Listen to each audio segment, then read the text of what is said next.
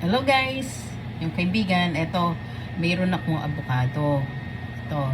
Tsaka mayroon akong alcohol. Any kind of alcohol. Gamitin nyo. Tapos may, binuksan ko kasi kanina ito eh. Ito yun. Ayan o.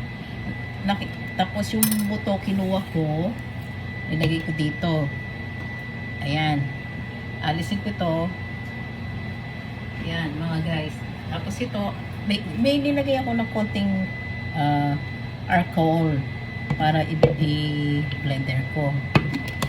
I-blender ko ito. Ayan, mga idol, ayan. Alam nyo kung ano ito, gamot sa sumasakit sa tuod, yung mga ugat natin. Ayan, sasaksak ko ito. I-blender ko, ay bubulit ko siya.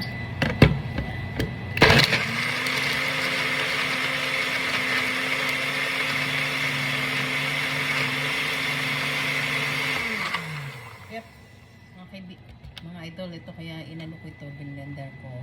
Gusto ko yung talagang katas na katas siya. And then, ayan o. Katas na katas siya. Ayan o. Ayan po, ayan o. Tapos, itong pinagkaluan kong ito, itong blender ko, ilalagay ko dito sa alcohol. Itong alcohol na ito. Ito yan, alcohol yan. And kahit ano pong alcohol gamitin nyo, pwede siya. Ayan. Kung yung alcohol na mabango, pwede nyo gamitin yan. Tapos, ilalagay nyo ito dito. Para gamot, yan. Kaya binlender ko para madaling kumapit sa alcohol. Tapos, pag sumasakit yung tuod nyo, o balikat nyo, kung ano-ano man lang sumasakit sa katawan nyo, gamitin nyo itong alcohol at saka yung buto ng avocado.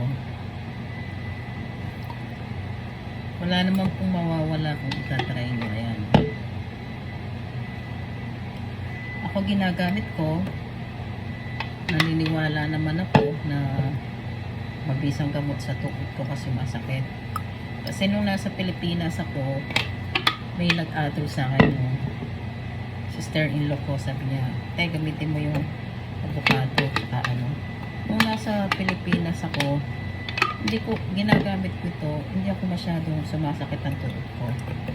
Kaya, friend, mga, ano, ayan. Ano ko na lahat.